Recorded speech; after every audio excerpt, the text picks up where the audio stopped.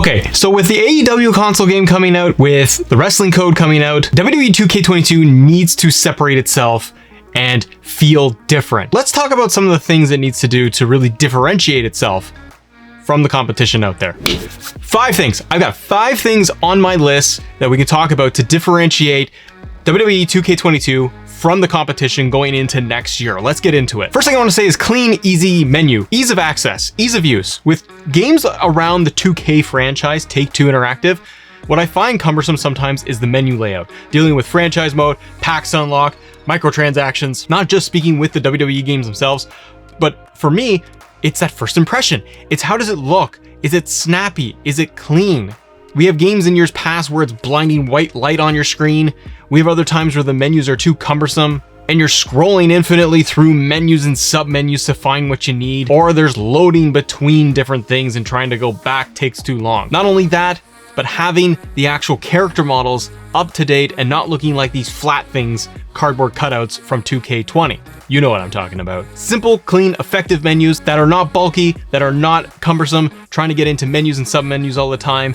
Clean, efficient aesthetics that are not going to be riddled with microtransactions and trying to guess where everything is in the game. How can it differentiate itself from the likes of, let's just say, AEW console game coming out?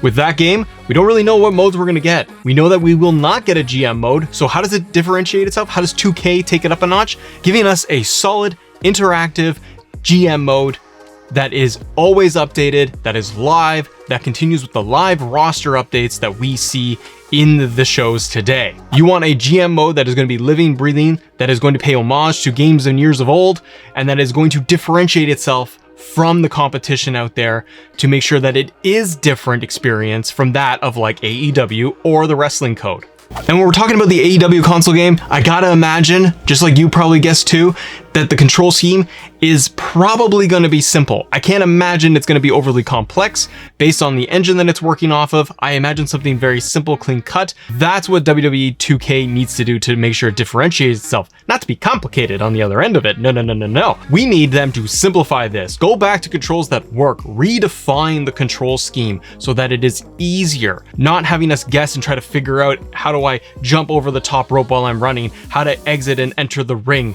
how to turn off different things, an overcomplicated HUD. Storing finishers are changed every year by being able to have multiple finishers to none and having it in a sub menu. I need simplified controls from 2K in order to make it differentiate itself from whatever the competition might be doing, because if they can come out of the gate and give fans an easy to use pick up and play simulation game of WWE programming, players are going to really love that, because 2K dropped the ball with that on 2K20 by rejigging the control scheme for really no apparent reason.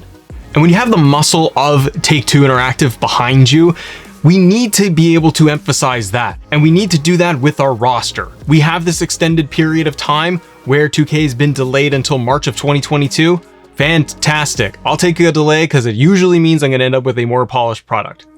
Usually. But look at it like a sports franchise like you do with the NBA and give us updated rosters, updated attires, updated superstars, and make sure that those stars are up to date. To differentiate from the competition, AEW may only be able to give you 1 or 2 attires, let's say, for their stars. And we could probably go into some sort of creation mode with the AEW game, I'm guessing, to be able to customize their attires. But I don't know if it will be the actual depth of system that the custom creation suite allows over on the 2K side of things.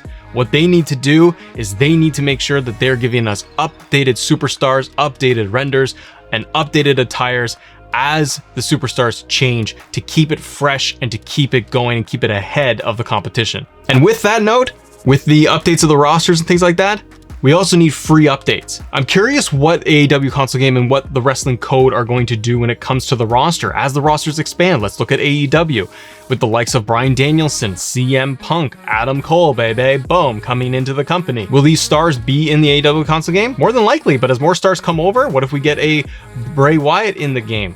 What if we get future WWE stars, ex-WWE stars coming over to AEW like Kevin Steen in January or February of next year? Could we be getting them into the console in time? Maybe, maybe not. And that could be a big difference maker when 2K, what they could do is offer free roster updates as they get new stars, bringing some NXT stars to the roster. Maybe they want to do that. They got the big NXT 2.0, and if they're serious about it at all, that's a wait and see thing, isn't it? But if they want to be able to push NXT 2.0 and your future Hall of Famer, it's a joke, isn't it? Like the future Hall of Fame of Braun Breaker, it's not true. But if WWE really wants to push a character like that, it's basically just he wants to get a Scott Steiner. He's got a Steiner. So if he wants to get the brand new version of Steiner in there in the game, then maybe allow fans to have free updates into the game that gets them ahead of competition, get away from paid DLC content. And because we need to be able to get more goodwill with fans on this title, offer free DLC, free content in the game as we go. Could it be with the roster? Absolutely. But could it also be with things like arenas? Maybe you want to bring back classic arenas, Halloween Havoc, give us updated versions of the Nitro arenas, the newest Raw arenas that we have. Hopefully those are in the game too.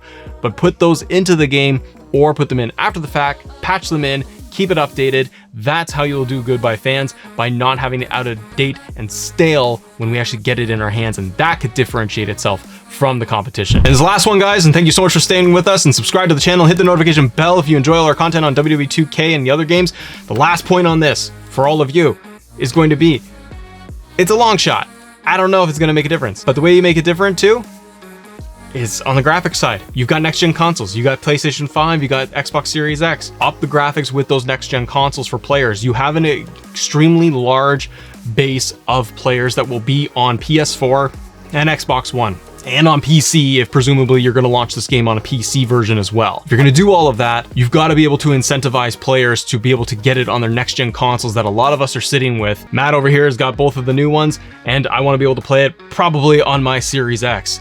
And I want to be able to play the best version possible of that game. If it means that I get better load times on my Series X, if it means that I get better graphics, better frame rates, stable frame rates, all of those things are going to matter a lot to players, because right now, with the way the gaming landscape is, one of the big things with the latest consoles in this generation is that convenience factor and quality of life. That's the big thing here, is that if they can improve the quality of life for players playing WWE 2K22, and they can make it snappier, faster, and getting into matches and modes better and easier for them, that keeps players engaged, that keeps them coming back for more. If you guys enjoyed this episode, let me know in the comments below, and check out this one covering more things on WWE 2K22. See ya!